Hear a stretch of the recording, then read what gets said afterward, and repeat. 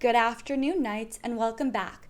I'm Charlotte Trattner, and today is Tuesday, October 20th, 2020. Let's see what's making the news today. But first, here is your coronavirus update.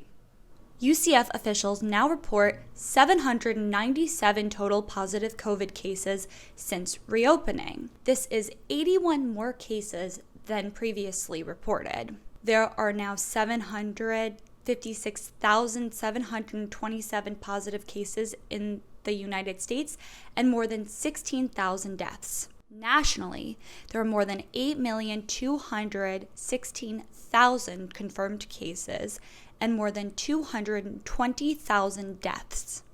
While blaring their horns and sitting in the comfort of their own cars, supporters welcomed Democratic vice presidential nominee Kamala Harris to her drive-in early voting event in Orlando. Harris spoke about the importance of voting and urges Floridians to vote in the upcoming election. Harris says President Trump covered up what he knew about the severity of COVID-19 and says he withheld information from the public. Harris also spoke on the Affordable Care Act, saying everyone should be eligible to receive health care despite their financial situation. UCF junior and political science major Rayanna was at the event and says she supports Harris because of her stance on universal health care. Healthcare isn't a privilege, it's a right that you have. So that was honestly the biggest thing for me because it's one of the most important issues to me. This is Harris's first visit to Central Florida in hopes of gaining Floridian voters for the upcoming November 3rd election. And a final vote by the Senate on Amy Coney Barrett's nomination is set for this upcoming Monday. While voters don't have a say in that decision, they can choose which judges represent their state. 6 judges are running to keep their seats on Florida's 5th District Court of Appeals in what's called a retention vote. These judges make decisions that directly affect Floridians. If voted out, it will be up to the Governor Ron DeSantis to replace them. Seminole County's Supervisor of Election, Chris Anderson, says a strict code places limits on how the judges campaign. And which is why it's kind of difficult to learn a lot about them because they can't be as boisterous as other candidates are about their positions. Anderson is encouraging voters to email their questions to candidates and visit educational websites before filling out their ballots.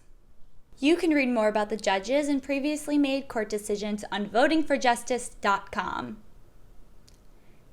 UCF's main campus is currently hosting a newly opened early voting location for November 3rd's general election. Nightly News reporter Giulia Silva tells us more. Just this Monday, UCF opened an early voting site for registered Orange County voters. UCF is encouraging all members of the UCF community to take advantage of this early voting site. Aerospace engineer major Nick Libreros says his experience at the early voting site was not only safe, but also quick.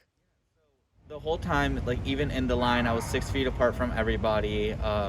The attendants that I needed to get close to were behind plexiglass, so the whole time I felt safe.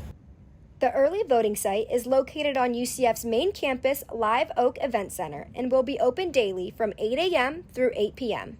Free parking is available to voters in designated parking spots on the first floor of the north side of Garage B. I'm currently outside of the Live Oak early voting site, where the line appears to have reached the longest that it has all afternoon, still not exceeding more than 20 people. COVID-19 social distancing is being enforced and masks are required to be worn at all times. Even with social distancing protocols, volunteer Kerri says she saw voters be in and out in less than 20 minutes. I would recommend for students to come here, especially the proximity and just how quick and safe it seems to be.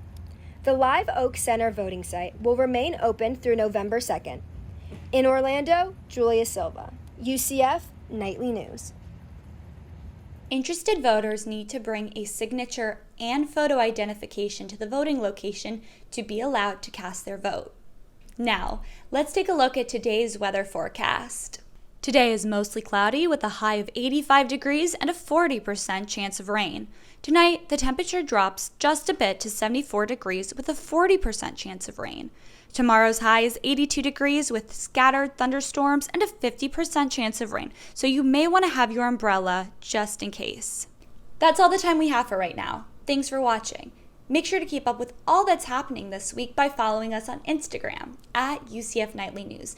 And check back here tomorrow for another nightly news update. I'm Charlotte Trattner. Thanks for watching and have a great day.